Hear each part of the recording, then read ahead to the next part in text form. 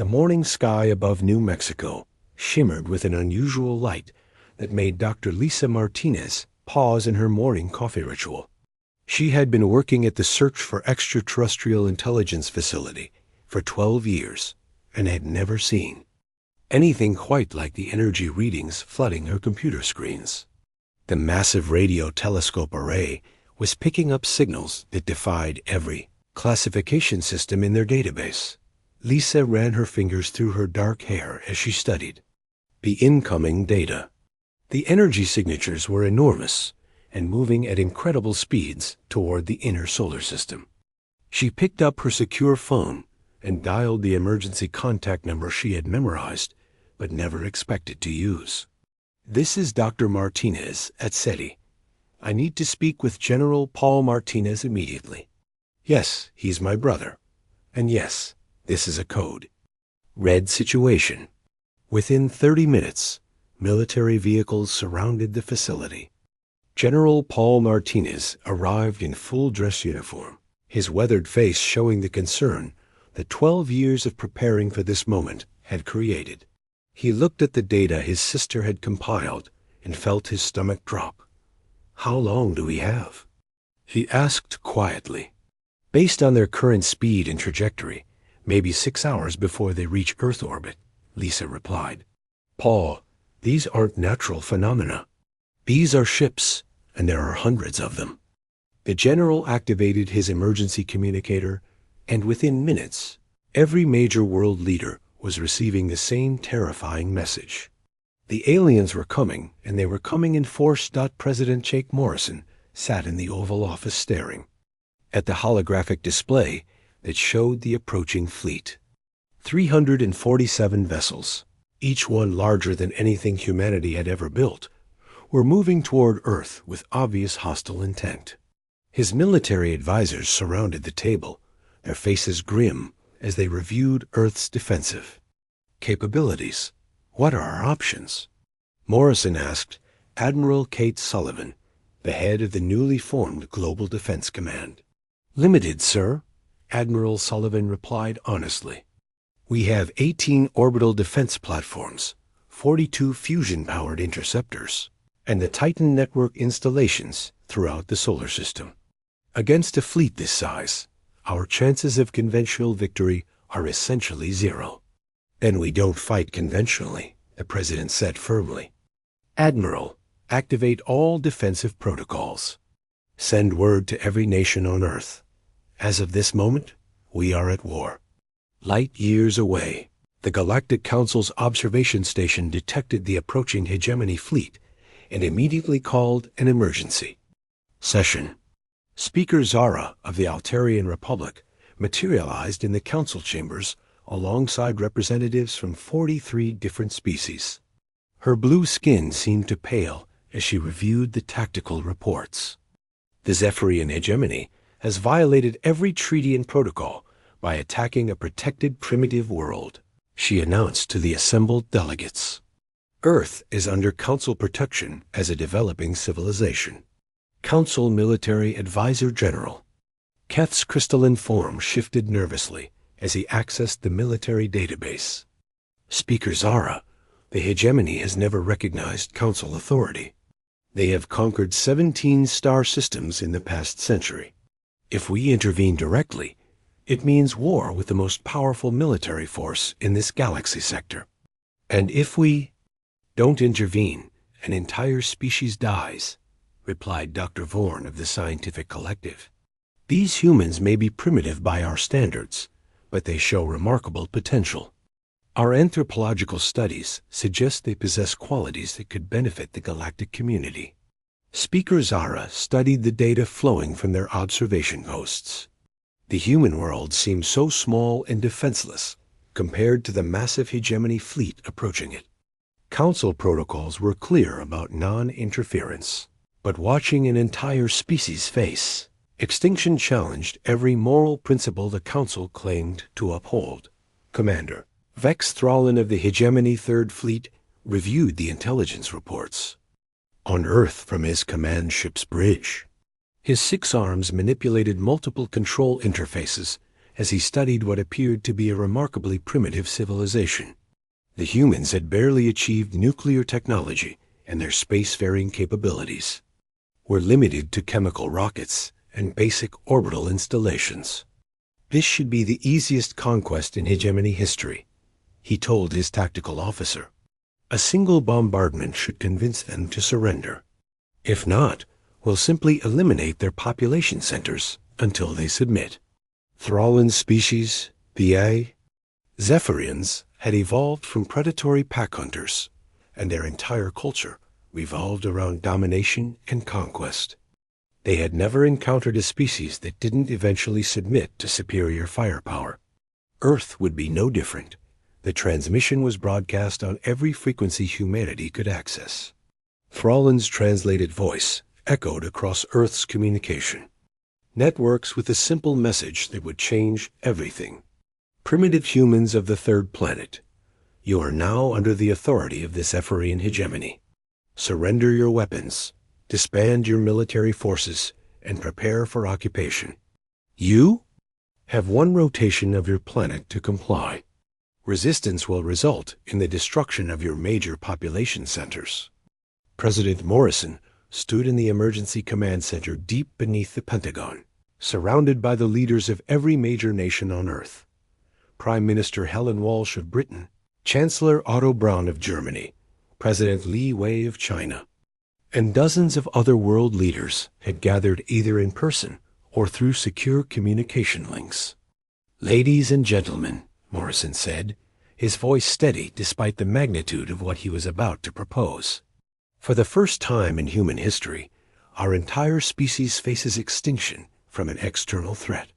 I propose we put aside every difference, every conflict, every territorial dispute, and unite as one people against this invasion. The unanimous agreement came faster than anyone expected. Within 2 hours, the Global Defense Treaty was signed by every nation on Earth. Humanity's combined military forces, nuclear arsenals, and technological resources were placed under unified command. Captain Ryan Blake floated in the command module of the International Space Station, now serving as humanity's forward observation post. He had volunteered to remain in orbit to coordinate Earth's response and provide real-time intelligence on the approaching alien fleet. His wife Sarah and their 2 children were in the emergency shelters beneath Colorado Springs, along with millions of other families preparing for the worst. Earth Command, this is ISS Alpha, Blake reported. Alien fleet is now entering Mars orbit. Estimated arrival at Earth in 14 hours. I'm detecting energy signatures, unlike anything in our database. Blake checked his weapon systems one final time. The ISS had been retrofitted with experimental railguns and nuclear missiles, transforming the research station into humanity's first line of defense. It wasn't much against 300 alien warships, but it was a start dot as the alien fleet moved closer to Earth. Something unexpected happened across the planet. Instead of panic and chaos, humanity began to show a unity and determination that surprised even their own leaders. Factory workers volunteered for extra shifts to produce ammunition. Scientists shared decades of classified research. Military units from opposing nations coordinated their defenses without hesitation. Dr. Martinez watched the approaching fleet from her facility and felt a strange calm settle over her. Humanity had always been at its best when facing impossible odds. Today would prove whether that reputation was deserved. Captain Blake, she transmitted to the space station. When they get close enough, send them our response. Blake smiled grimly as he prepared the transmission that would announce humanity's defiance to the galaxy. 3 words that would echo across the stars and change the course of galactic history forever. Come, then take it. The hegemony scout ships approached Mars with the confidence of predators who had never met their match. Commander Vex Thrallan watched from his flagship as 12 of his fastest vessels moved ahead of the main fleet to probe Earth's defenses. His tactical displays showed what appeared to be primitive human ships moving to intercept them, and he almost laughed at the absurdity of it. Captain Ryan Blake led the human response from his modified interceptor, the Earth's Hope. Behind him flew 11 other fusion-powered ships, each one hastily converted from civilian vessels or pulled from secret military development programs. The ships looked crude compared to the sleek alien craft approaching them, but they carried something the aliens had never encountered before. "All units, this is Blake," he transmitted on the encrypted channel. "Remember, these aliens have energy shields designed to deflect beam weapons. Our kinetic rounds should punch right through them, target their engine sections and weapon arrays." The first contact between humanity and an alien military force lasted exactly 4 minutes and 17 seconds. When it ended, 3 hegemony scout ships were destroyed and 2 more were badly damaged. The human fleet lost 2 interceptors. But the psychological impact of the engagement rippled across both forces. Commander Thrallin stared at his tactical display in complete disbelief. His scouts had been equipped with the most advanced defensive systems in the hegemony arsenal. Their adaptive shields could deflect any known energy weapon, and their armor plating was designed to withstand plasma bombardment. Yet these primitive humans had torn through his ships like they were made of paper. "How is this possible?" he demanded from his tactical officer. "Sir, the humans are using solid projectile weapons accelerated to incredible velocities. Our shields are designed to disperse energy, not stop physical matter traveling at significant fractions of light speed. The projectiles simply pass through our defensive barriers and impact our hull directly." Thrallin's mandibles clicked in frustration. The hegemony had conquered dozens of species over the centuries, and every one of them had used energy-based weapons. Kinetic warfare was considered primitive and obsolete by galactic standards. Yet these humans had turned their supposed technological disadvantage into a devastating tactical advantage. Captain Amy Foster commanded the lunar defense platforms that had remained hidden on the dark side of Earth's moon for over a decade. When the alien scouts began their approach, she activated the massive railgun installations that had been disguised as mining equipment. The tungsten slugs her weapons fired moved at 12% of light speed and struck their targets with the force of nuclear weapons. "Earth Command, this is Lunar Base Alpha," she reported. "Direct hits on 2 alien vessels. Both targets destroyed. Reloading for second salvo." The hegemony forces had never faced an enemy that could strike at such extreme ranges with such accuracy. Their own weapons were powerful, but required much closer engagement distances. The humans were picking off their ships from positions they couldn't even detect until the projectiles struck home. Colonel Steve Parker coordinated the asteroid belt defenses from his hidden command post inside the hollowed-out asteroid series.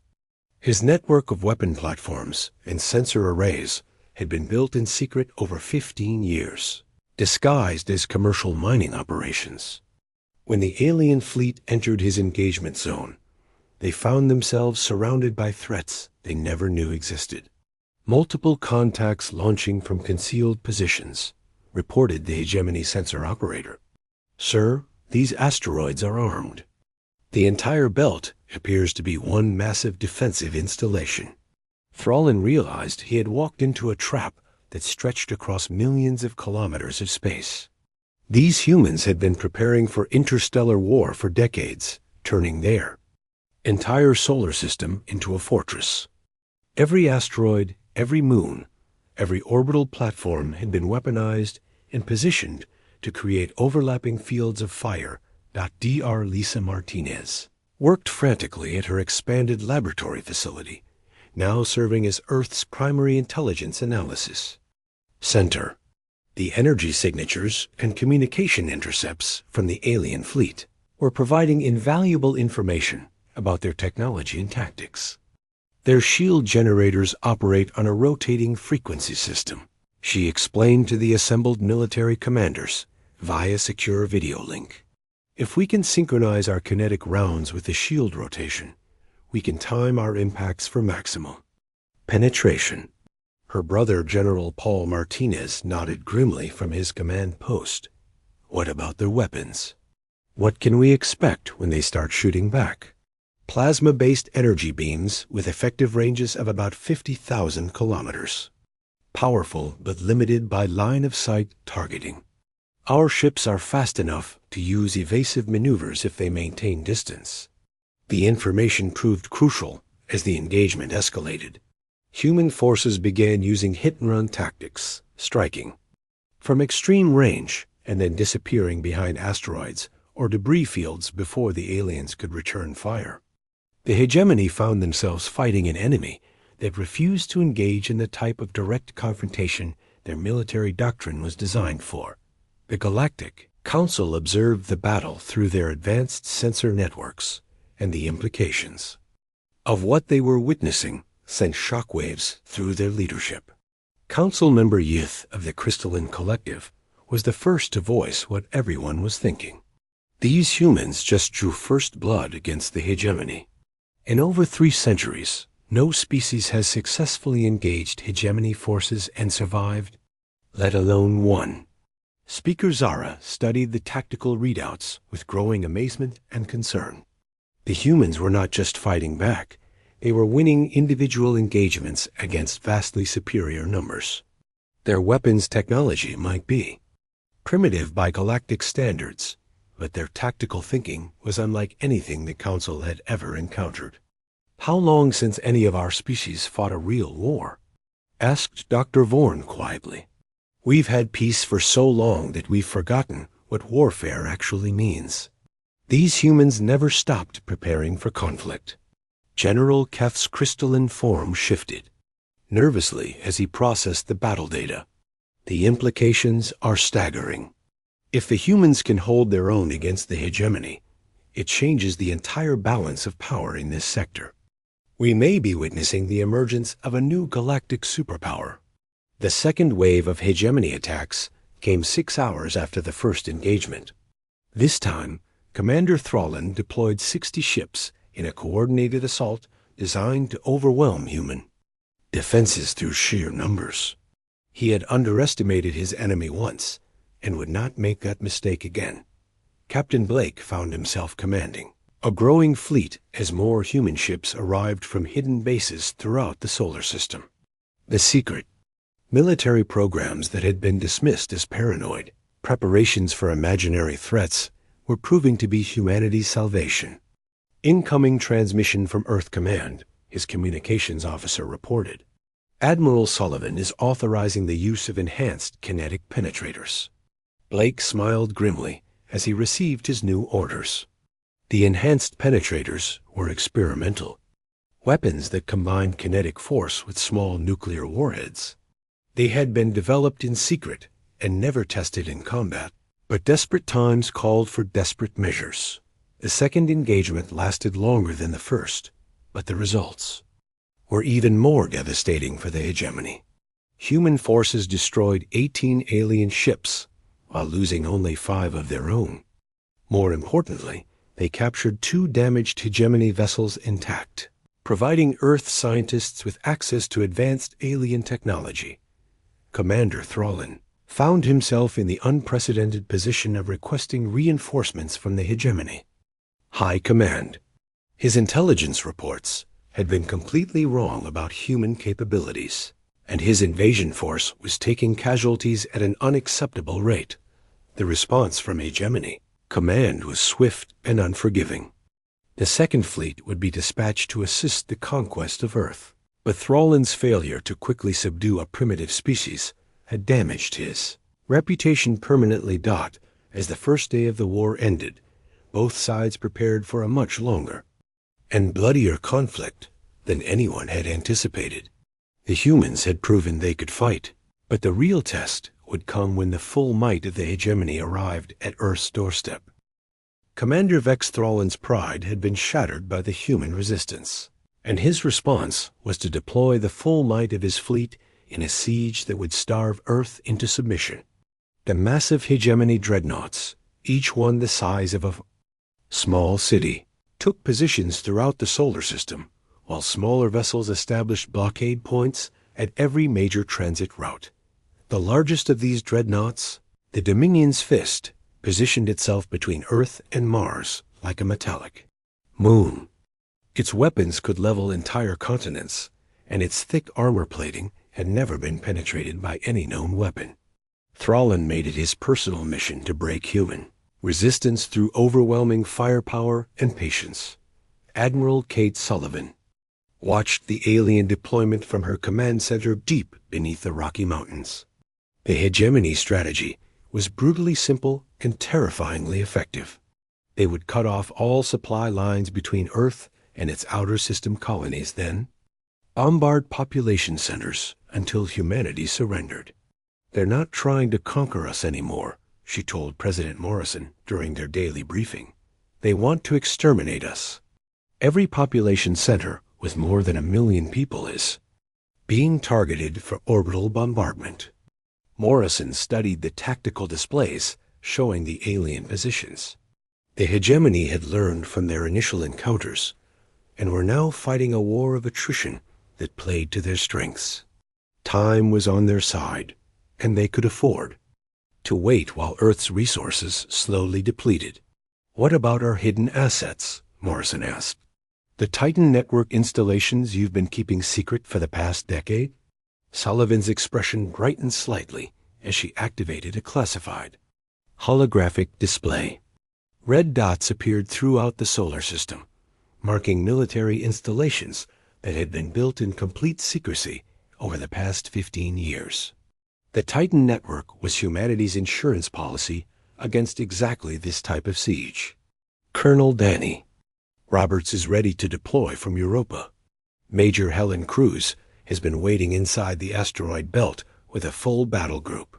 We also have Captain Susan Lee positioned near Neptune with long-range strike capabilities.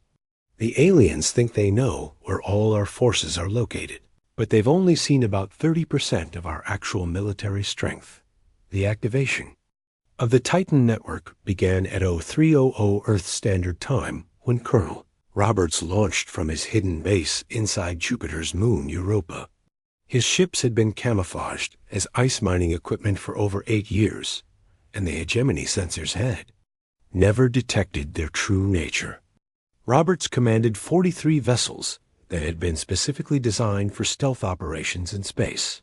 "This is Iceberg Leader to all units," Roberts transmitted on the encrypted channel. "We are weapons-free. Target priority is supply vessels and communication relays. Make every shot count because we won't get a second chance at surprise." Roberts' attack hit the hegemony fleet like a lightning strike from an impossible direction. His ships emerged from the ice clouds around Europa and struck at the alien supply line with devastating precision. 3 hegemony supply ships were destroyed before the aliens even realized they were under attack. The surprise was complete because the hegemony had never encountered an enemy that would hide military assets inside the frozen surface of a moon. Their tactical doctrine assumed that all military forces would be positioned for maximum defensive effectiveness, not scattered throughout a solar system in camouflaged installations. Major Helen Cruz launched her assault from the asteroid belt 12 hours after Roberts' attack. Her ships had been disguised as asteroid mining platforms, and she had spent 3 years perfecting the art of moving through the belt without being detected by enemy sensors. Cruz commanded the largest concentration of hidden human forces, 68 ships armed with the most advanced weapons Earth could produce. "All units, this is Stonehammer Leader," she transmitted. "Primary targets are the alien picket ships maintaining the blockade. Secondary targets are any vessel attempting to retreat. We're going to punch a hole in their siege line and keep it open." Cruz's attack caught the hegemony forces completely off guard for the second time in 2 days. Her ships appeared to emerge from the asteroids themselves, using the natural debris field as cover until they were close enough to engage with devastating effectiveness. The human forces destroyed 11 hegemony vessels and damaged 6 more before disappearing back into the asteroid field. Commander Thrallin found himself fighting a war unlike anything in hegemony military history. These humans refused to follow accepted tactical doctrine. They used deception, camouflage, and guerrilla warfare tactics that no civilized species had ever employed against the hegemony. His forces were being picked apart by an enemy that struck from nowhere and vanished before retaliation was possible. How many more hidden installations do these humans possess? He demanded from his intelligence officer. Unknown, sir. Our long-range scans show normal civilian activities throughout their solar system. But we now know that much of what we're seeing is sophisticated camouflage. They could have military assets hidden anywhere. The psychological impact on the hegemony forces was as devastating as the physical damage. Soldiers who had never known defeat began to question whether they were fighting an enemy they could actually beat.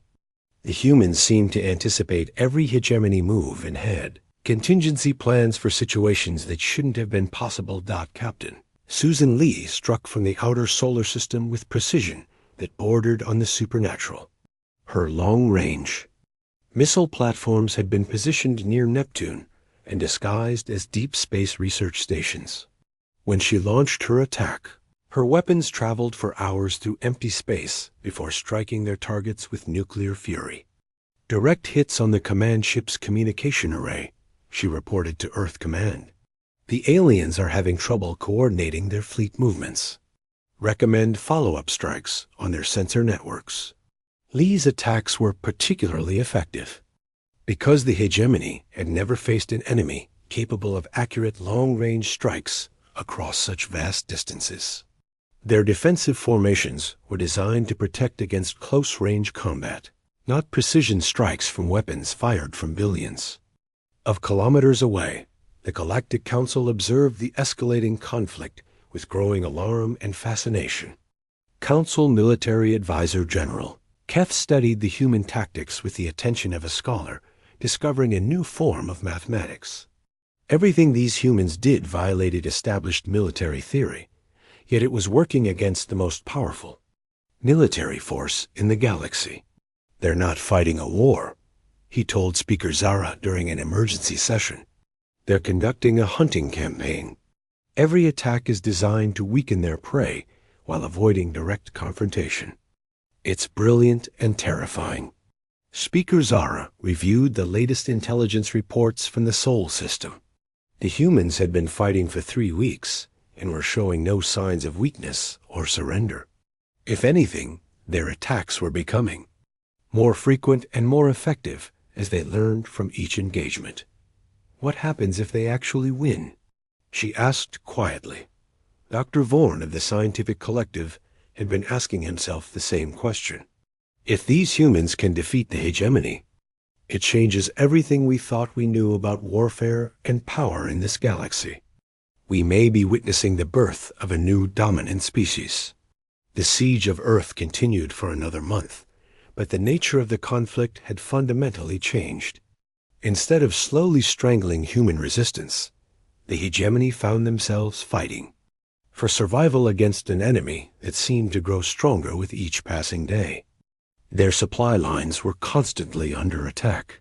Their communication networks were being systematically destroyed, and their soldiers were losing confidence in their ability to win. Commander Thrallin faced a choice that no hegemony commander had ever been forced to make. He could continue the siege and risk losing his entire fleet to human guerrilla tactics, or he could request massive reinforcements and admit that a primitive species had fought his forces to a standstill. Neither option would save his career, but one might save his life. As he prepared his report to Hegemony High Command, Thrallin realized that the humans had already won something more valuable than any individual battle. They had proven that the hegemony was not invincible, and that news would spread throughout the galaxy faster than any fleet could travel. Captain Ryan Blake stood on the bridge of his new command ship. The Freedom watching as Earth's shipyards completed construction of humanity's first true interstellar warship. The vessel incorporated captured hegemony technology with human engineering principles, creating something that neither species had ever seen before. Blake's mission was simple but audacious: take the war directly to the enemy's home territory. "All systems are green, Captain," reported his chief engineer, Lieutenant Carl Jensen. "The hybrid fusion plasma drives are operating at peak efficiency, and our new kinetic weapon systems are loaded and ready for combat." Blake nodded as he reviewed the mission parameters one final time. Earth's leadership had made a decision that shocked even their own military commanders. Instead of continuing to defend their home system, humanity would launch offensive operations deep into hegemony space. The strategy was risky beyond measure, but it offered the only real chance of ending the war on favorable terms. Captain Ruth Anderson commanded the second ship in the strike force, the Liberty. Her vessel had been equipped with experimental stealth, technology that combined human camouflage techniques with captured alien sensor dampening systems. Anderson had volunteered for the mission, despite knowing that the chances of returning home were minimal at best. "Freedom, this is Liberty," she transmitted on the secure channel. "All strike teams are ready for departure. Estimated travel time to the first target is 72 hours at maximum speed." Commander Greg Thompson piloted the third ship, the Justice, which had been fitted with boarding equipment and close combat weapons. His crew consisted entirely of volunteers from Earth's Special Forces units, soldiers who had trained for space-based infantry operations that no human had ever actually performed in combat.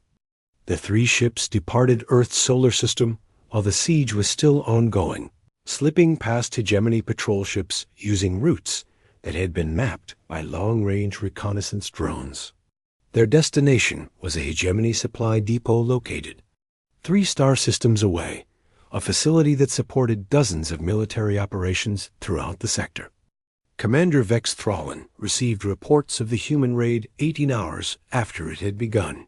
The attack on Supply Depot Gamma 7 had been swift and brutal, resulting in the complete destruction of the facility and the loss of 6 months' worth of military supplies. More disturbing than the material damage was the tactical sophistication the humans had displayed. They didn't just destroy the depot, his intelligence officer reported.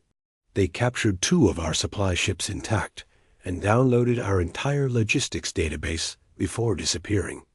"Sir, they now have detailed information about our supply routes, depot locations, and shipping schedules throughout this entire sector." Thrallin's mandibles clicked in frustration as he studied the attack reports. The humans had struck with precision. That suggested extensive intelligence gathering and planning. They knew exactly which targets would cause maximum disruption to hegemony operations, and they had the capability to reach those targets despite being located dozens of light years away. Captain Anderson's ship, the Liberty, used debris from destroyed hegemony vessels as improvised weapons during their second raid. Her crew had developed the tactic during their journey to the target system, realizing that chunks of alien hull plating could be accelerated to incredible velocities using their modified railgun systems. Direct impact on the command ship's bridge, Anderson reported to her tactical officer. The debris penetrated their shields and caused a catastrophic hull breach. Target is no longer operational. The psychological impact of using their own destroyed ships as weapons against them was not lost on the hegemony forces. Human raiders were turning every engagement into a source of future ammunition, making each hegemony loss contribute to subsequent defeats. Commander Thompson's boarding operations proved to be the most terrifying aspect of the human raids. His soldiers had developed tactics that turned hegemony technology against its creators, using captured weapons and equipment with deadly effectiveness. The close quarters fighting aboard hegemony ships became legendary among both human and alien forces. "Boarding successful," Thompson transmitted after his latest operation. "We've secured their computer cores and taken 17 prisoners. The remaining crew chose to activate their ship's self-destruct rather than face capture. The captured hegemony personnel provided Earth's intelligence services with invaluable information about alien military doctrine, technology, and strategic planning. Dia Lisa Martinez led the interrogation teams that extracted crucial data about hegemony weaknesses and internal political tensions. The hegemony isn't as unified as they appear, she reported to Earth Command. There are at least 6 different species within their empire, and several of them are growing tired of endless military campaigns. If we can exploit these divisions, we might be able to turn their own allies against them. The human raids continued for 3 months, striking at targets throughout hegemony space with increasing frequency and effectiveness, each successful. Operation provided more intelligence, more captured technology, and more proof that the supposedly invincible alien empire had serious vulnerabilities. Captain Blake's strike force had grown from 3 ships to 15 as Earth's shipyards worked around the clock to produce new vessels. Each ship incorporated lessons learned from previous raids, making the human fleet more dangerous with every engagement. The raiders had become hunters stalking prey that had never known fear before. Target acquired, Blake announced as his ships approached a major hegemony communication relay station. This facility coordinates military communications for 12 star systems. Its destruction will severely disrupt their ability to coordinate fleet movements. The attack on the communication relay demonstrated how much human tactics had evolved during their raiding campaign. Instead of simply destroying the facility, Blake's forces captured it intact and used it to broadcast false orders throughout the hegemony fleet network. The confusion caused by contradictory commands resulted in 2 hegemony battle groups attacking each other by mistake.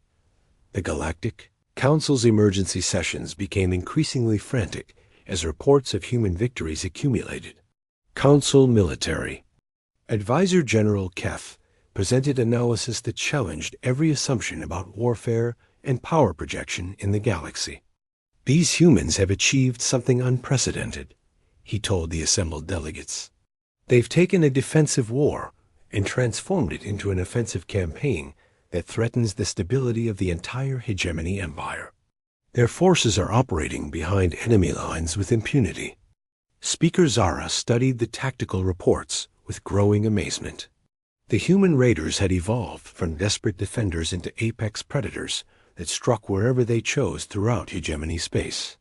Their hit-and-run tactics had become so effective. The hegemony forces were afraid to operate in small groups.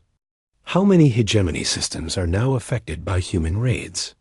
She asked. Dr. Vorm consulted his data displays before answering. 43 systems have reported human attacks in the past month. The raids are becoming so frequent that normal hegemony. Military operations have been suspended in most border sectors.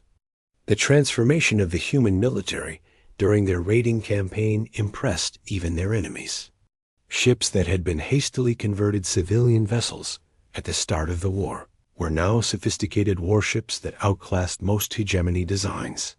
Human crews had gained combat experience that no peacetime training could provide.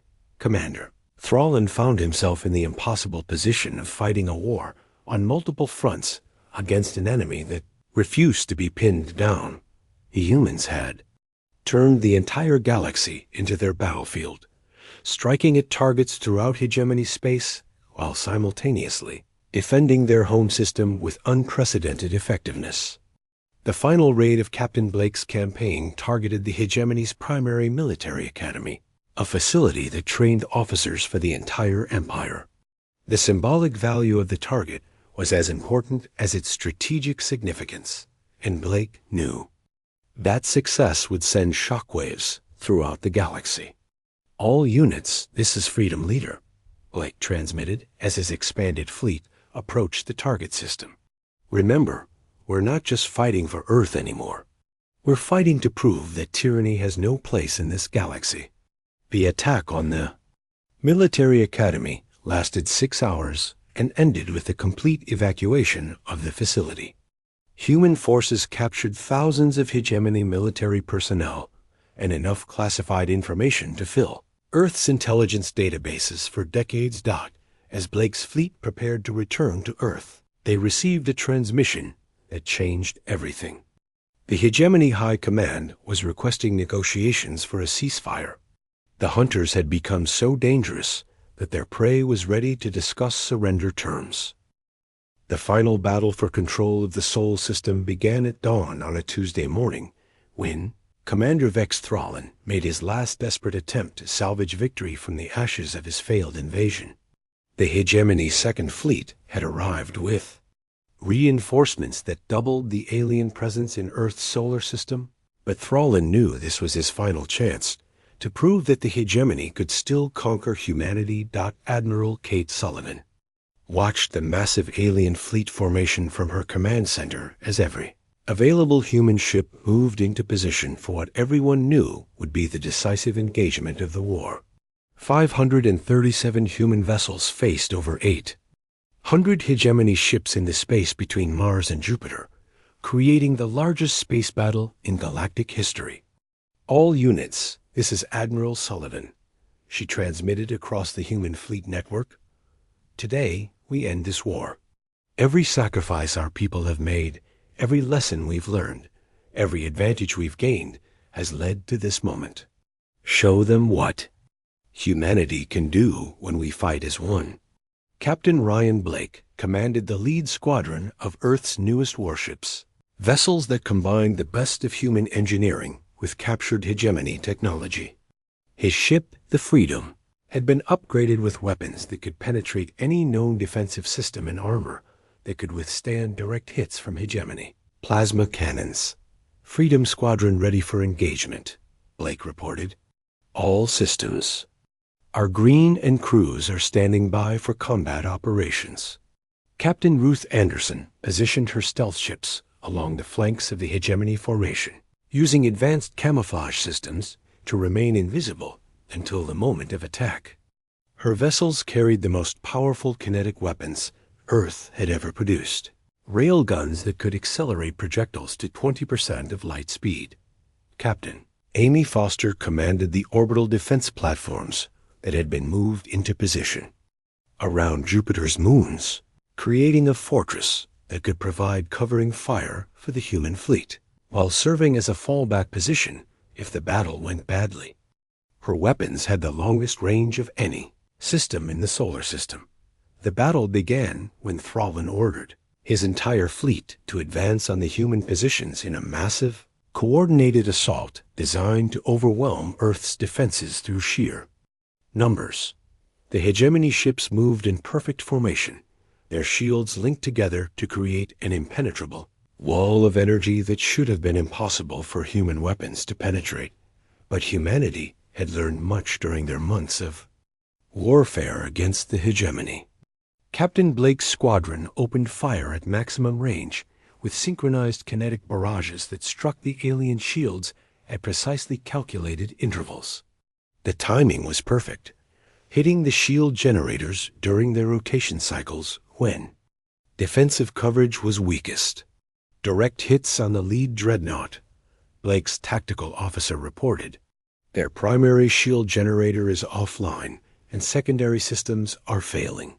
The massive hegemony flagship, Dominion's Fist, shuddered under the impact of dozens of tungsten projectiles that tore through its hull like bullets through paper.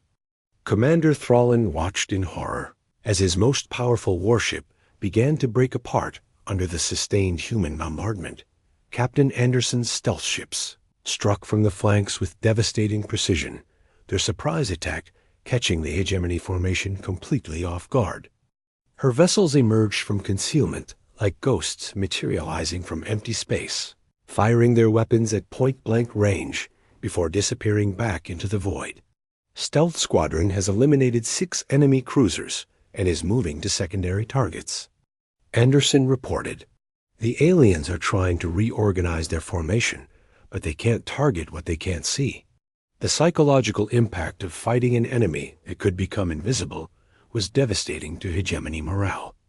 Soldiers who had never known fear found themselves jumping at shadows, unable to predict where the next attack would come from. The human stealth technology turned every empty patch of space into a potential threat. Captain Foster's orbital platforms provided the backbone of human defensive fire, their massive railguns reaching across millions of kilometers to strike hegemony ships with precision that bordered on the supernatural. Her weapons had been calibrated using data gathered from months of combat, allowing them to predict alien movement patterns and compensate for the vast distances involved. Platform 7 has destroyed the enemy command ship, Foster announced. Their fleet coordination is breaking down and individual ships are beginning to operate independently. The loss of fleet coordination was the beginning of the end for the hegemony forces. Their rigid military doctrine required constant communication and centralized command to function effectively. When the human attacks disrupted their command structure, the alien fleet began to fall apart like a machine with broken gears. The battle raged for 18 hours as human forces methodically destroyed or captured every hegemony vessel in the solar system. The aliens fought with desperate courage, but their weapons and tactics were no match for an enemy that had adapted to counter every advantage they possessed. Commander Thrallin found himself aboard the last functional hegemony ship in the system, surrounded by debris from his once mighty fleet. His career was over, his reputation destroyed, and his species faced the humiliation of defeat at the hands of a primitive civilization that shouldn't have been able to challenge them. "This is Admiral Sullivan to the remaining hegemony forces," came the transmission that ended the battle. "You have fought bravely, but this war is over. Surrender now, and you will be treated according to the laws of war. Continue fighting, and you will be destroyed." Thrallin made the hardest decision of his military career and ordered his remaining ships to stand down. The surrender of the hegemony Third Fleet marked the end of active combat in the Sol system and the beginning of negotiations that would reshape the galactic balance of power. The peace talks took place aboard a neutral council station with representatives from Earth, the hegemony, and dozens of other galactic civilizations observing the historic negotiations. President Jake Morrison led the human delegation, supported by Admiral Sullivan and Dr. Lisa Martinez as chief science advisor. The hegemony delegation was headed by Supreme Commander Kravek, a senior military leader who had replaced the disgraced Thrallin after the defeat at Earth. Kravek had studied human tactics extensively and understood that his empire faced a new type of enemy that could not be defeated through conventional warfare. The hegemony acknowledges the sovereignty of human space and agrees to withdraw all military forces from the Sol system, Kravek announced during the opening session. "We also agree to pay reparations for the damage caused by our invasion." President Morrison's response surprised everyone in the negotiating chamber. "The United Earth government accepts your withdrawal from our territory, but we have additional terms that must be met before this war can truly end." The human demands were unprecedented in galactic history. Earth wanted formal recognition as a major galactic power, permanent seats on the Galactic Council, and the right to establish human colonies in formerly hegemony-controlled space. Most shocking of all, they demanded that the hegemony release all conquered species and allow them to choose their own governments. General Paul Martinez addressed the assembled delegates with words that would be quoted throughout the galaxy for generations to come. "Humanity didn't fight this war just to defend our own world. We fought to prove that freedom is stronger than tyranny, that courage is more powerful than oppression, and that any species willing to stand up for what's right can change the course of history." The treaty negotiations lasted 3 months, but the outcome was never really in doubt. The hegemony had been broken by their defeat at Earth, and rebellions were breaking out in conquered systems throughout their empire. They had no choice but to accept human terms or face complete collapse. Dr. Lisa Martinez was appointed as Earth's first galactic ambassador, representing humanity's interests in the expanded Galactic Council. Her first official act was to propose the establishment of joint defense treaties with species that had been liberated from hegemony. Control. The transformation of galactic civilization proceeded rapidly once the peace treaty was signed. Human military academies welcomed students from dozens of species eager to learn the tactical innovations that had defeated the hegemony. Earth's colonies began appearing in star systems that had been under alien control for centuries. The Galactic Council's final report on what became known as the Soul War concluded with observations that influenced interstellar relations for generations. Speaker Zara wrote the summary that captured the significance of humanity's victory better than any military analysis. We believed that warfare was obsolete, that civilized species had evolved beyond the need for military conflict. The humans proved that we were not more advanced than our ancestors, merely unprepared for those who had never forgotten the price of freedom. They did not just win a war, they reminded the galaxy what it means to fight for something greater than yourself.